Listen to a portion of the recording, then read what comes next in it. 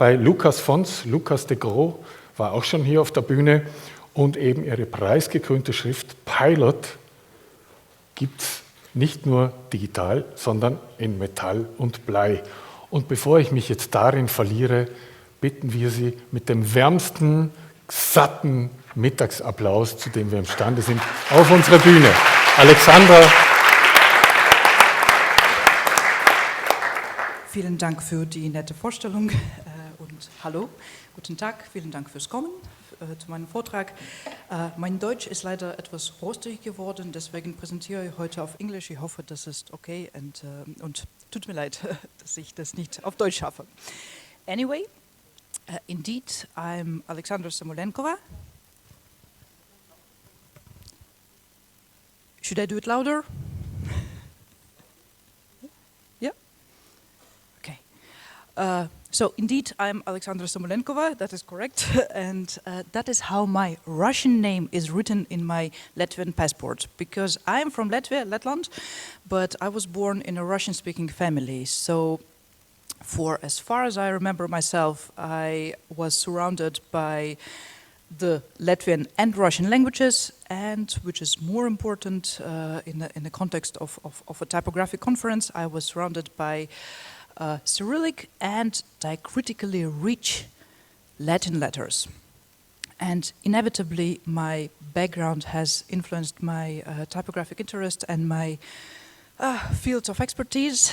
And, you know, early in my life, I faced problems caused by diacritical marks.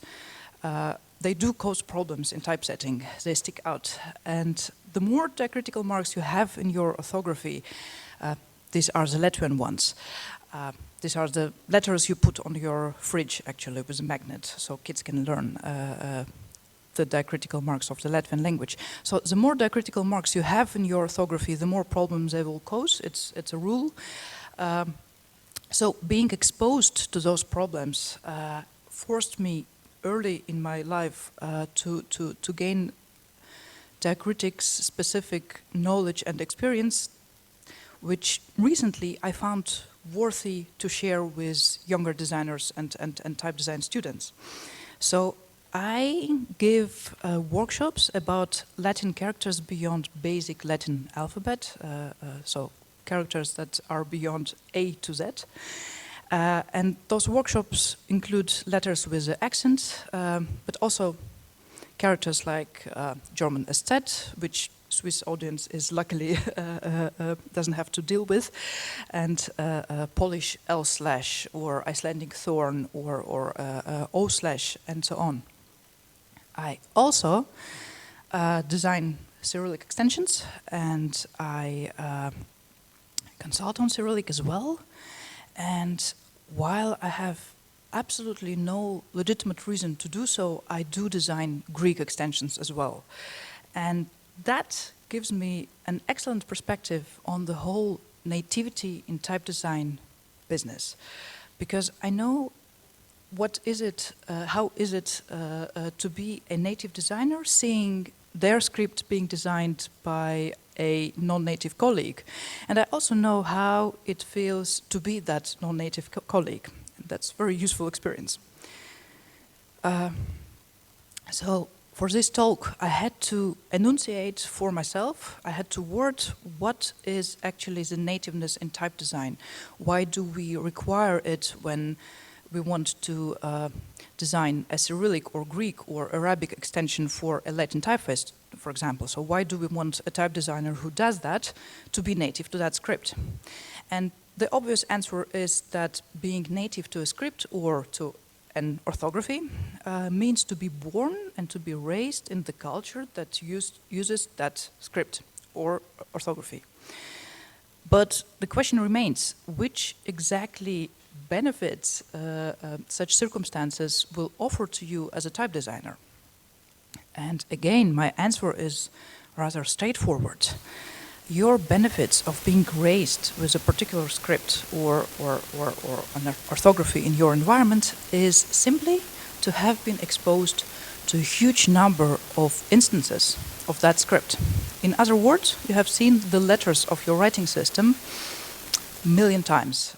You have seen them printed, handwritten, hand-painted, professionally done, amateur done, old, new, carton stone, embroidered in tapestry, and so on. So you have that luggage in your brain, in your head, which you might not be even conscious about, but and that luggage doesn't make you a typographic expert all by itself. You still have to learn type design. You have to study about your own script, as any non-native type designer would do as well.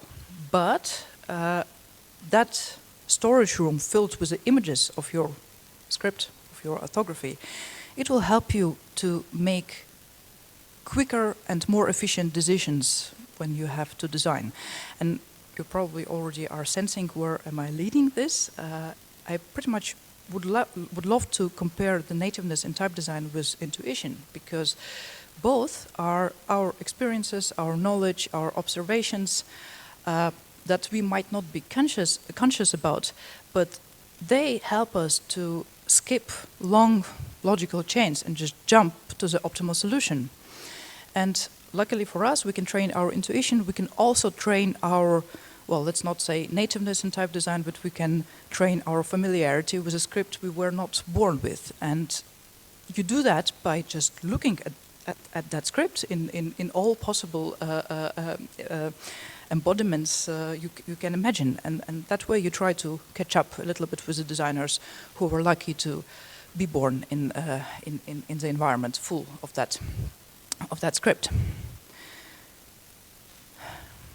But even the script we think we are native to might not be, well, might bring some surprises to us as type designers or typographers. It's especially noticeable in handwriting. Think of all the ways just the basic Latin alphabet can be handwritten depending on the language and geographic locations. But if it comes to a character set that is a little bit beyond the basic Latin alphabet, there are surprising things coming even for an experienced type designers often. Because if you don't deal with a Latvian G with a comma accent or a Polish L with a slash on a day-to-day basis, you might be very confused by their appearance in handwriting, which is drastically different than the Roman or Italic. And that is all within one script, Latin. Talking about diacritics, the basic Latin alphabet proudly features one diacritical mark, and it's the dot on the I. The acceptable vertical position of the dot on the I is not really one point, one coordinate, it's a range of coordinates. Some designers prefer it to sit higher, some prefer it to sit lower, closer to X height, and so is the position of the rest of the diacritical marks, in this case diaresis. It's a range, but it's a smaller range, because while it's okay for the dot on the I to sit that high, you probably don't want, I hope you will agree, you don't want the diaresis to sit that high.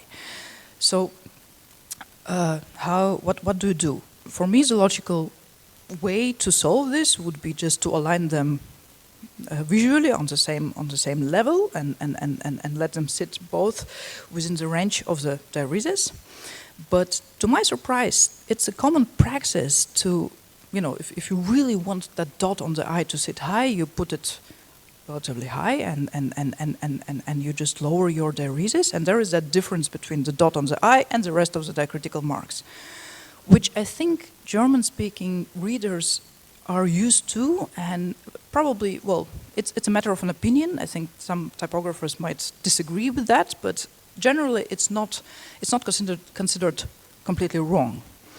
But the problem starts when we talk about Polish or Lithuanian or even Maltese users, because in those languages there is a single dot accent on top of various letters beside the I.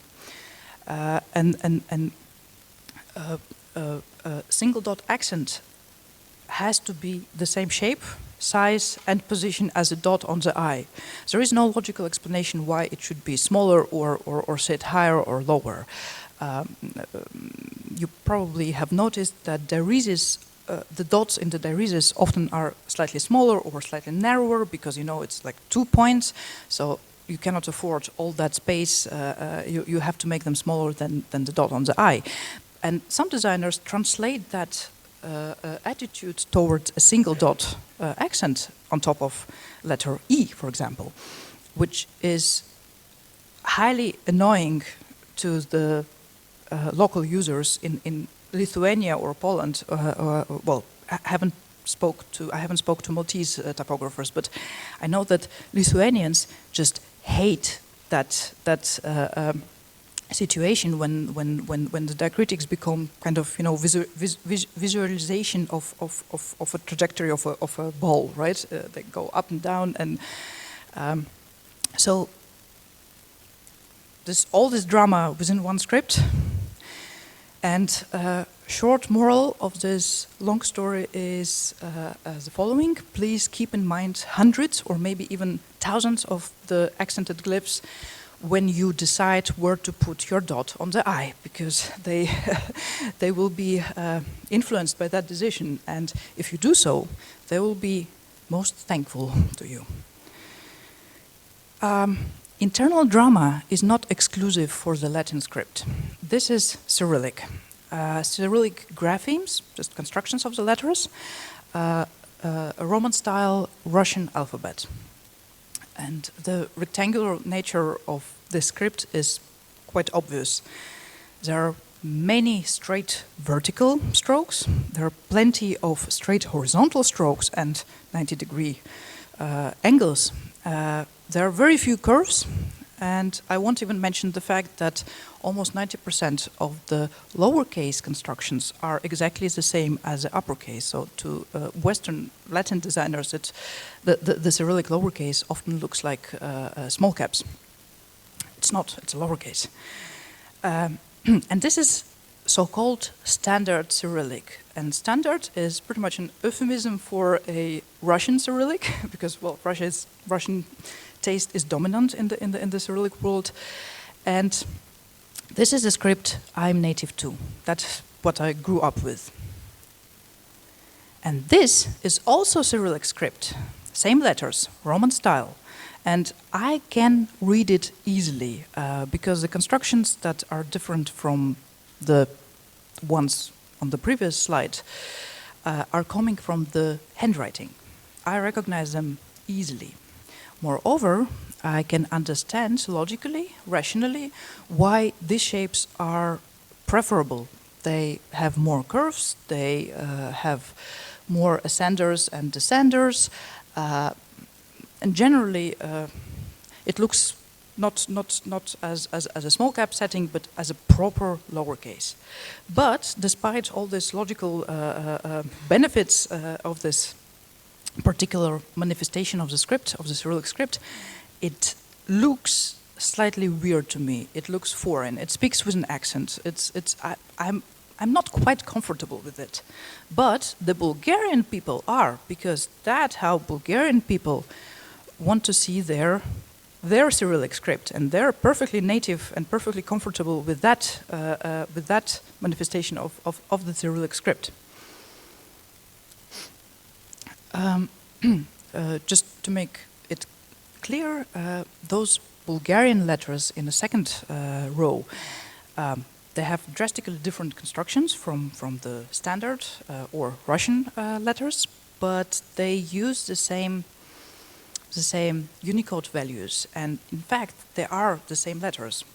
So Bulgarian or Serbian alternatives also look slightly different. So Bulgarian or Serbian Cyrillic shapes are usually included in a font as alternative characters, and they can be then evoked with an OpenType script as stylistic set or as with a local feature. When you select a language in your InDesign file for a block of text, it will switch. If you select Bulgarian, if you're lucky, it will switch to those alternatives. And I must also maybe stress that even though, well, Bulgarian Cyrillic, it's not a matter of a few alternatives, even though some Russian designers think so. It's a holistically different approach to the Cyrillic script in general. There are even in letters that formally do overlap between Cyrillic, well, Russian Cyrillic and Bulgarian Cyrillic, Bulgarians approach it differently. There are different proportions, different details. For example, it's not always the case, but Russian designers really like to end the ascender of the lowercase letter b in the middle with an upward-looking element, with that kind of hook at the end, or at least some tilde-like flare up. Bulgarian or Serbian designers have no problem with just straight ending. I'm not aware of any particular reason why it is so, but that is my observation, that there are certain tendencies that are different between Bulgarian and Cyrillic letters that should be the same in both languages. I went for a Bulgarian straight ending in here. And there are many more subtle differences like that. In case you're wondering how come that a person native to Russian can read Bulgarian easily, that is because Cyrillic handwriting is more or less the same for Russian, Bulgarian, and Serbian speakers. It has fewer differences than the Roman or Italic constructions. So this Bulgarian shapes, they're pretty much based, or well, they're referring to the Cyrillic handwriting. And here it would be important to stress that the Cyrillic handwriting is not as interchangeable with the Cyrillic italic as it is in Latin. Let's have a look at the first letter in the third row. It's a Cyrillic handwritten V. So it has this ascending loop, which is absolutely appropriate in handwriting. If a handwritten V without that ascending loop would be just utterly wrong. But if you want to use that shape in italic, it will look pretentious. It will look false. It will look just some kind of like as a mistake. In Latin, the italic and the handwriting, I think, are more connected, more interchangeable than in Cyrillic, because in Cyrillic, in principle, there are three constructions. There is Roman, there is italic, and there is a handwriting. And I think I know why Cyrillic people are clinging so desperately to their loops, ascending and descending loops in their handwriting, because this is a valid sentence which I can read without problems. Yeah, Шиншиллы лишились лилий, and it's not just a random collection of some typographic elements. It's how it's taught in schools, the Cyrillics, and it's really hard to master for the non-native readers, but you get used to it. And talking about unreadable stuff, handwriting and loops, here is a project dedicated to those things. In 2019, I and Just van Rossum, we were invited to participate in the Korean Typography Biennale Typoyanchi, and we were asked to create an experimental variable font pushing the boundaries of the variable font technology. I think we did that pushing part was all right in our project. We were supposed to use our own script and set one word with our variable font. So it didn't have to be the full variable font, just a few letters to set that word. Cyrillic for me, Latin for Just, and initially we weren't supposed to collaborate. We were invited to work on separate designs, but we ended up doing something together. I will tell you why. I was thinking what I could do, in which direction I could push the boundaries. That was an intimidating task. And at some point, I remembered my old Python sketch for Drawbot. Drawbot is an application accidentally written by Just to do visual stuff with Python. And that sketch, that script, you could feed a Bezier contour to it, and it would flatten the Bezier curve to straight segments. That way it would define a required amount of points on that curve. You could change that parameter, I mean, like more points or fewer points, and they would be evenly distributed. Just helped me with that, because that was not a trivial task. And so once there are these evenly distributed points on the curve, the script would offset them in two directions. So it would be like 2 points instead of 1, and it would connect those points, those offset points, with a Bezier curve. That way there would be that kind of spiral appearing. And what I thought, that maybe those like extreme positions of that movement could serve as masters for a variable font. And technically that idea was absolutely beyond my skills and capacities. So I carefully asked Just whether he thinks it would be humanly possible to automatize this process. And he did think that it was Pythonly possible, and I saw a sparkle in his eyes, and we decided to collaborate. And from that moment, things went very easy for me, because Just did his Python magic, and there was that tool one could use in RoboFont, a font editor, a tool with a nice user interface.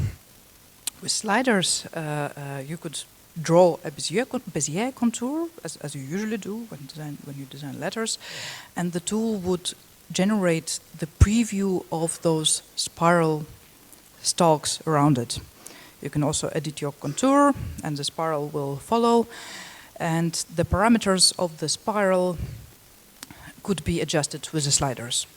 So now we had to decide, we have a nice effect, so how exactly the letters will look like, what we will put that effect on, what we will apply it on. And I was trying this and that, Just was trying this and that couldn't find letter shapes that would be the right ones. So for some reason, I had this sketch for an Estonian art gallery logo lying around on my desktop, and I just fed it to that script. I opened it in Robothon, and I made it go spiral, and that was immediate click, because the fact that the letters are connected with each other, and then there is that loop going on top of that, that made the whole thing much more expressive, or psychedelic, if you would prefer that. So connected script that was. And when time came to choose the words to be set in our font, we independently came up with the word liana. You know, that design was just asking for it, right? It sounds also the same in Russian and in English. And one important aspect going for liana and liana would save us one letter A, which is the same between the scripts. And in this project, saving on characters was really important thing, because I will read now official description. These letter forms nearly suffocated their makers, who faced engineering a font with 162 masters, which at 16 megabyte is barely able to support 10 characters. Just enough to set the words liana in Cyrillic, Russian, and liana in Latin, English. They say to push the boundaries, and so we did. So there are many ways one can push the boundaries. This is the Ibm Plex project, which definitely does that as well, in my opinion. And I would love to think that everyone by now is familiar with this wonderful type family, but well, I might have some illusions about it. But Ibm Plex is IBM's corporate typeface, which is open source, so everyone can use it for non-commercial and commercial projects for free. And unlike many free fonts, this is a really high quality stuff made by a dream team I had the honor to be part of. I joined the Dutch Type Foundry Bold Monday in 2017 to develop the first script beyond the Latin. It was Cyrillic, and later I also did the Greek. This type system is pushing the boundaries in all directions. There are 4 subfamilies. Each subfamily consists of 8 weights with corresponding italics. And by now, plenty of writing systems are covered in the Sans subfamily. Several other scripts like Chinese are in the making, and they're coming later this year. Cyrillic also exists in mono and serif, but not in sans condensed yet. And a few words about the Latin part. It was developed in close collaboration between Bold Monday's team and IBM Executive Creative Director Mike Ebbing. And since IBM sees themselves as a medium between human and machine, the keystone of Ibm Plex letter shapes is the balance between the natural and the engineered. And I know that it sounds like a generic typeface description, like professional yet yet friendly, for example. But it's actually, I think you actually can see that human versus, well, not versus, human plus machine in those letter shapes.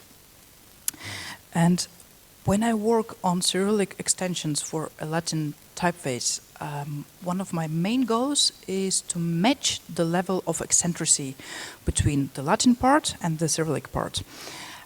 It sounds like an obvious requirement, but even nowadays, it's such a commonplace that the Cyrillic extension is done well professionally, but without taking enough risks with too many safe bet solutions. You know, a little too conformist, a little too traditional comparing to the Latin part. So Ibm Plex was a perfect project to practice this balancing of eccentricity between the scripts. And by the way, my theory explaining why Cyrillic designers tend to be so cautious and so traditional in their approach is that in the early digital font era, the Cyrillic market was rapidly filling in with terrible Cyrillic Frankensteins. There were, the typefaces made by native but amateur Cyrillic programmers or professional but ignorant Western designers. So that was why the professional Cyrillic community somehow had to fight back that waterfall of bad designs, bad Cyrillic designs coming in, and they had to impose quite a strict canon, and by now, well, designers are usually better educated about peculiarities of Cyrillic, and that you need to consult maybe a native designer in order to make an extension for your Latin. But the Cyrillic scene is, in my opinion, still somewhat more dogmatic than the Latin.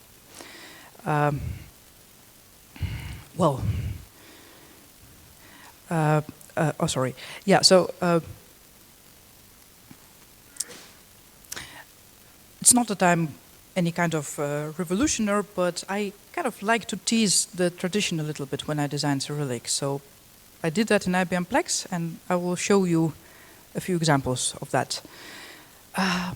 One of the peculiarities of the Latin part of Ibm Plex were adopted from IBM logo. This is this vertical stroke and right angle of the interior counters, which would contrast with the rounded curves of the exterior stroke.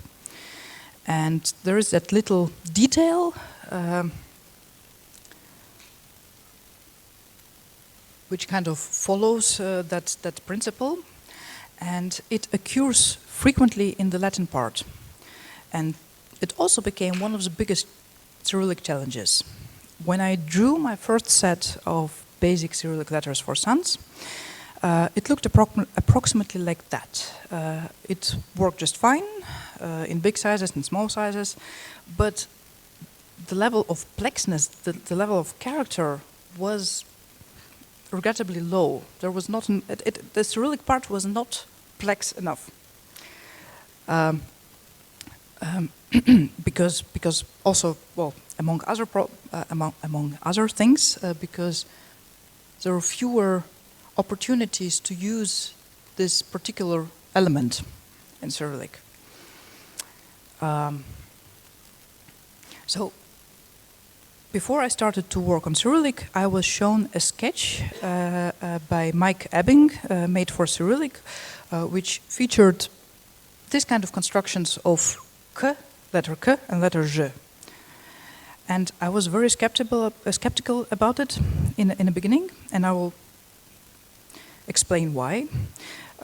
So, Cyrillic letter K could look exactly like the Latin K, but there is also a Cyrillic letter J, nice sound, which in most cases is graphically related to the Cyrillic K.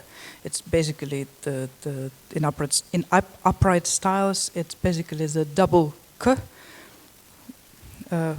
with some optical adjustment. If one uses a Latin K to design a Cyrillic J, the middle of this letter becomes really complicated. There's like a lot of diagonals, and it often looks too heavy.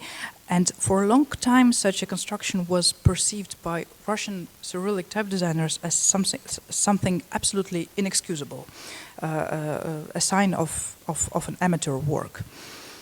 That opinion just started to shift in the last few years, and by the way, the Bulgarian type designers didn't see any trouble with that construction, with that middle of the letter J. So that is another proof that nativeness in type design can be quite subjective. In conventional serif typefaces, Cyrillic K traditionally has a different construction from the Latin K, which kind of adds to the confusion.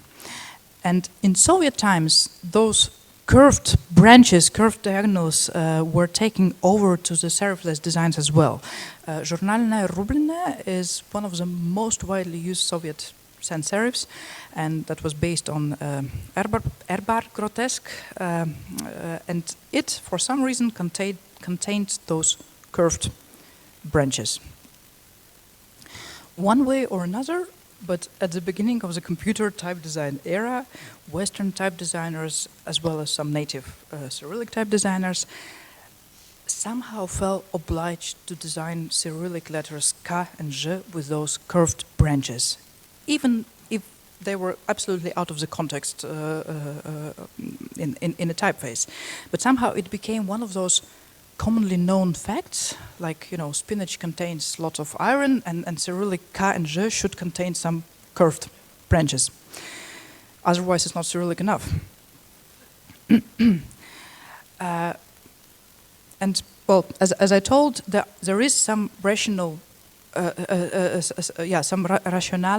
behind those curved branches. There is some history and tradition, but they were so overused in the 90s and early 2000s that in the last 5-10 years, it pretty much became considered a good tone to avoid them, to avoid curved branches, because it's something obsolete. It's kind of a misunderstanding. So it wasn't fashionable anymore.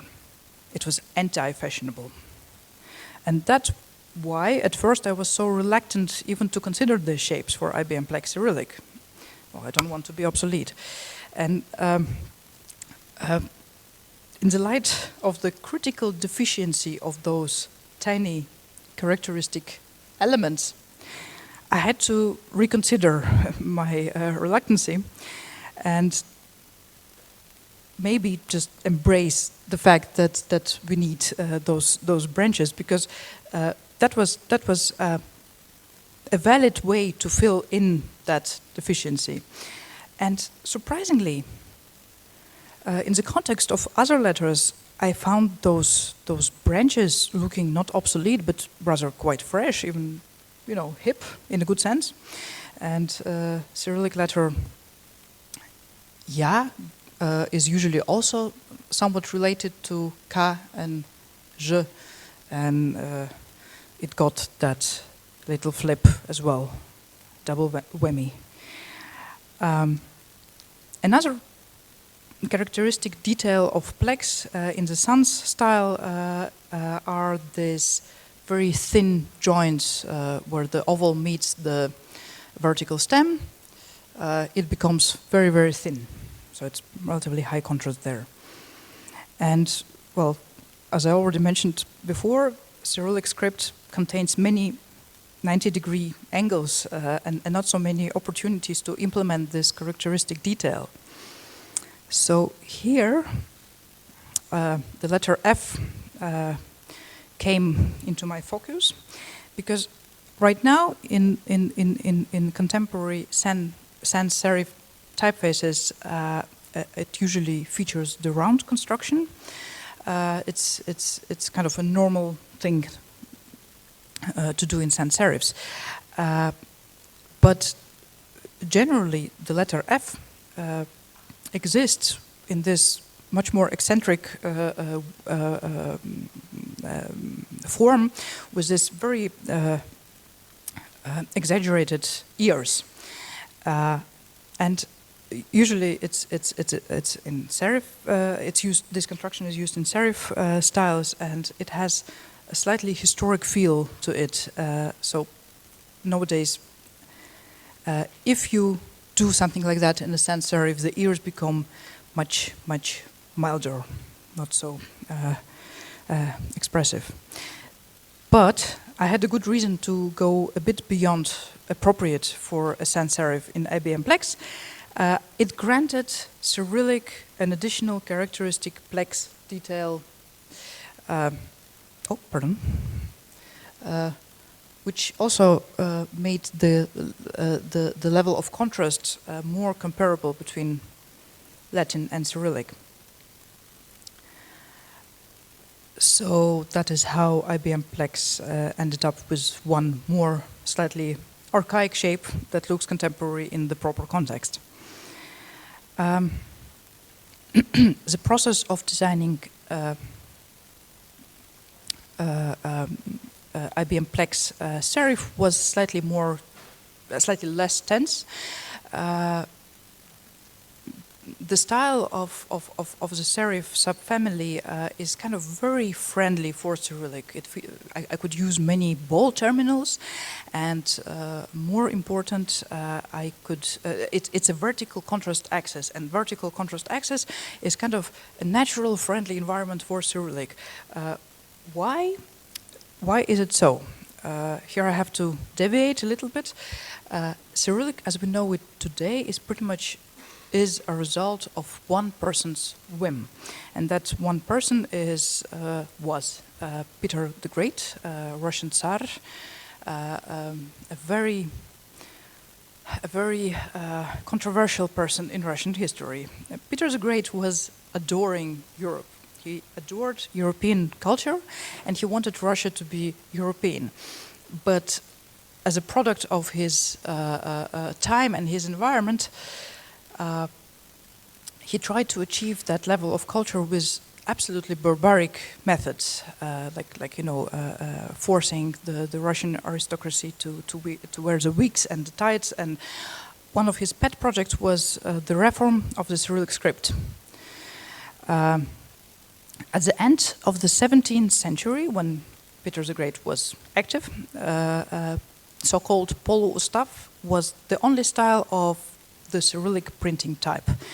It looked like, and in fact, it was a medieval handwriting, very black in color, with excessive amount of the diacritical marks and scribal abbreviations. And it didn't really meet the needs of the new era, and more importantly, it didn't meet the needs of Peter the Great, who wanted the new books to look like the European books of the 17th century and not like medieval handwritten manuscripts. it's very likely that Peter was influenced by his colleague, French colleague Louis the Great, the Sun King, who also took typography seriously and ordered the ideal alphabet, the King's Antiqua. But Peter's Cyrillic graph form was much more drastic than that. He pretty much wanted Cyrillic to look like Latin Antiquas.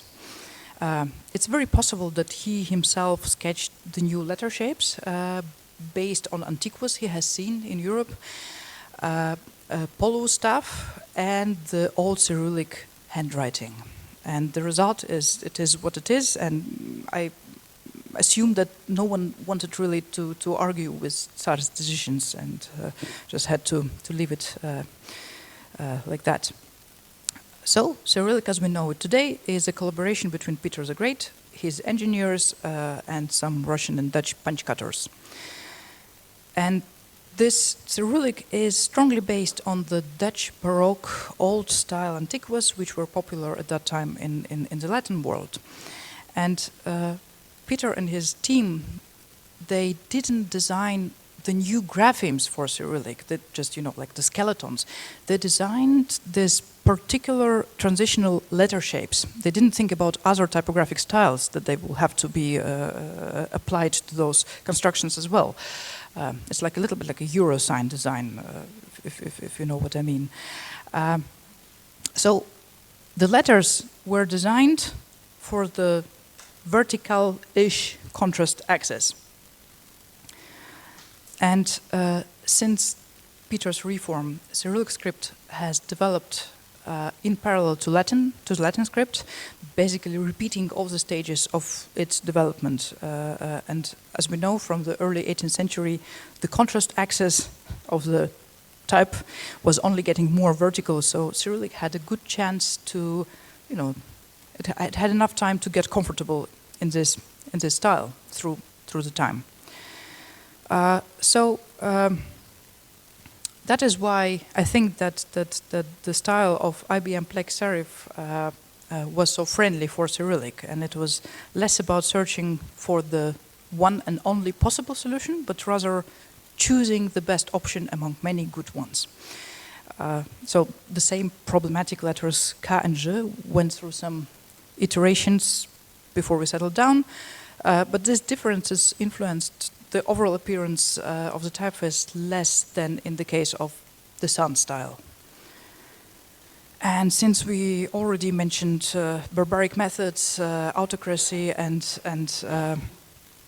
Tsars, this is a screenshot from Alexei Navalny's investigation called Putin's Palace, which by now has 119 million views on YouTube. And I probably don't have to mention that, but Navalny is Vladimir Putin's main political oppositionist, who, after being poisoned with Novichok, was jailed in Russia based on the trumped-up accusations. And the video is presenting the level of corruption in Putin's environment and Putin himself. And this video, among others, uses the Ibm Plex serif. And in this particular slide, Navalny is quoting Leo Tolstoy. The villains who robbed the people gathered together, recruited soldiers and judges to guard their orgy and are feasting. So it's a very strong quote. And, it's Ibm Plex serif, Navalny and Tolstoy. I don't know if I can do better than that in my career, ever. Okay, there is still Ibm Plex Mono, and this is the most thrilling and the most difficult part for a Cyrillic designer. In general, monospace typefaces and Cyrillic is a very tricky combination because there are more letters in Cyrillic with 3 vertical stems or just wide letters than in Latin. And obviously, in a monospace typeface, you have to fit all the letters in the same width, and it's much more difficult to do if you have many letters with those 3 vertical stems. And there is a letter sh, which features 3.5 vertical stems. Do what you want. And the situation is getting especially tense in case of heavy weights, and the stems are getting thicker and there is very little counter space left.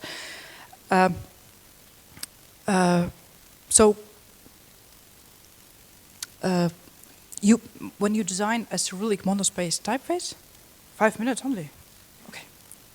You just have to count with the fact that the texture of the block of text will be less even than in Latin. And I personally know Russian type designers who refuse to design the Russian extension for their own very successful Latin monospaced typeface because it will look really bad. That's, but knowing that the result won't be impeccable anyway gave me a certain freedom. So italic of Ibm Plex Mono, in my opinion, is the coolest and the weirdest style of the whole family. In Latin, its cursiveness is really extreme. Just look at the letters like X, I, or Z. And the inspiration for such an expressive tone was an interchangeable typeface called Italic 12, which was used in the golf balls of the iconic IBM Selectric typewriter. It didn't exist for Cyrillic, so I had to imagine how could have that looked if it did. And generally, alternative history is very helpful when you design Cyrillic extensions for the Latin. In order to make Cyrillic as eccentric as the Latin, some letters got a pretty much unparalleled shape for a monospace typeface. These tilde-like descending elements in letters T and Sh are perfectly readable for the Cyrillic readers, but they are mostly known in the context of the archaic serif typefaces. I don't think these tales were ever applied to a monospace design.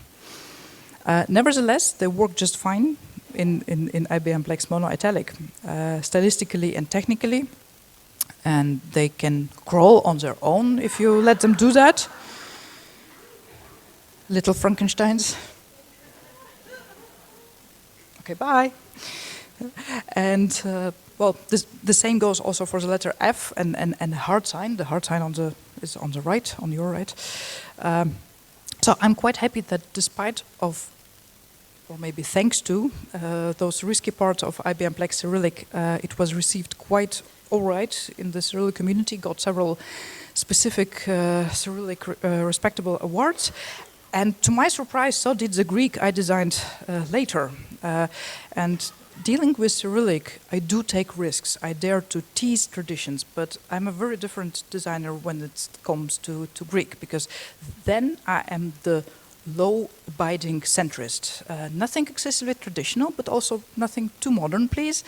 And generally, I'm kind of a member of die Partei für gemäßigten Fortschritt in den Schranken der Gesetzte. You know, the most politically correct thing you can do. And in my opinion, you can be daring in type design out of competence or out of ignorance. And as a non-native Greek designer, I'm still afraid to confuse the former with the latter. I will just show pictures of a very cool projects I made Greek for. And I will say, Dankeschön.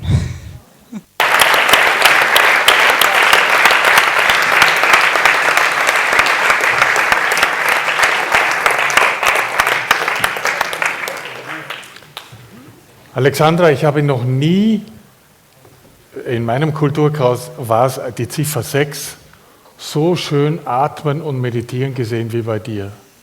Atmen und meditieren. Atmen und meditieren. Für mich war es eine 6. Wunderschön. Vielen herzlichen Dank. Vielen Dank. Ich gehe noch weiter atmen und meditieren. Ja.